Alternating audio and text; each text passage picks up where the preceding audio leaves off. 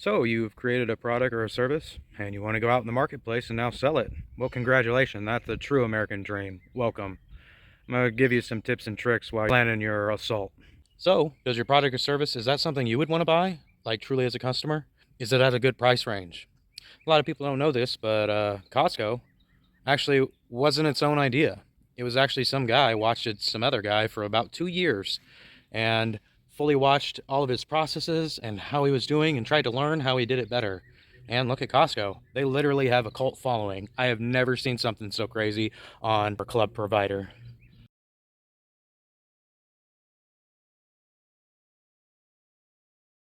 You see this? This is a hammer. Before that, people were using intricate cuts to hold lumber together. Then we became smart and created this thing. Instead of using rocks, started using a hammer to pound nails into wood. Then came along this guy, and probably the nail gun somewhere in between here, but came this guy. And pretty much all construction is either used by this or the nail gun, which is inside here, and I don't want to go get it. So, that being said, it made the customer's life much easier. Construction went much faster, and really the skilled labor, you didn't have to have so many carpenters. Well, I don't know if that was such a good idea, but that's where we are. Starting from left to right, we have a regular nail, and then we developed into the most hated thing ever, this contraption right here that's really silvery. I remember my grandfather using these, and you have to pre-drill them and then screw them around if they don't strip out on you. Then some smart guy was like, hey, this ain't working real great, so Phillips were created.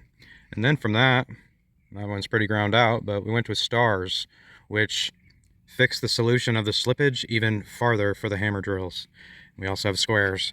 Those things made the customer's life extremely easier, and that's what you gotta do. You gotta develop a product that makes the customer's life easier, something that you don't even have to sell them. They just want this. You ever drove one of those guys? That was my favorite truck growing up, and still is to this day. You couldn't kill it. Straight six was a beast. Farmers love it. Just a all-around really good engine. And instead of superheating the fuel to make it more efficient, they went to something like this. Yeah, people like it. After the first few payments, they kind of change their mind. And then when they try to resell it, But by the time it's already broke down, so. Then we got this, which, not a bad idea, but, really, I mean, for the time for the customer of charging and whatnot, it's not really, I would think, probably the best option. Then we got this. It's another option. I think it's actually a very smart option. I think down the road, once everything makes a lot more sense and we can get there, and after eliminating probably a lot of jobs, that's the route we'll probably go. Now for simple inventions, just adding to something instead of totally taking apart something from nothing and starting completely over. Probably the smartest guy that ever lived. That guy. The guy that just said, hey, this isn't working out real well. Maybe we need another wheel. Where is that guy? Who is that guy? I'm gonna bake him a cake. Then you get another smart guy. Takes a whole bunch of things and put them into one thing. Dude, I use this all the time. And I'm not saying the brand, but I got a big one and a little one. Sawhorses, ladder. They got me sold. I looked at this in the beginning. I'm like, hey, I got this one ladder, but no, this thing is freaking awesome. Good job, guy. An important thing to do when you're starting something anew is to see if you need to tear it down and then burn it, or if you can build off of what you already have. A lot of times, what we do now is keep building onto something that's falling apart. Sometimes you got to start from scratch, which isn't a bad thing. If you look at all the great companies, they started from scratch, complete new idea. That's where the gold is. That's the nuggets. It's really important to use your eyes and ears, look at other people, and look at other companies. But at the end of the day, you're taking the risk, and it's your idea, and it's your gut. So sometimes you just have to go out, put your balls on the table, and see what happens. There's nothing great in this life that comes without risks. You got to take risks, and sometimes the failure just is getting ready for the next great thing, because you learn from those hard lessons.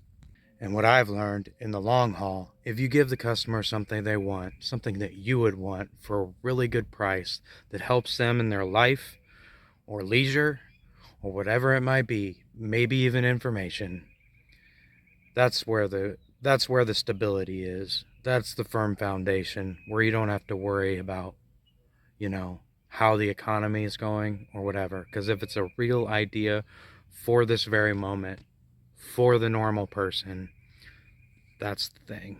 That's the ticket. I don't want to keep you. I got stuff to do, and I appreciate you listening. Hopefully they got the juices flowing, and you can start praying and sitting and taking a little time and develop your idea. Good luck. God bless.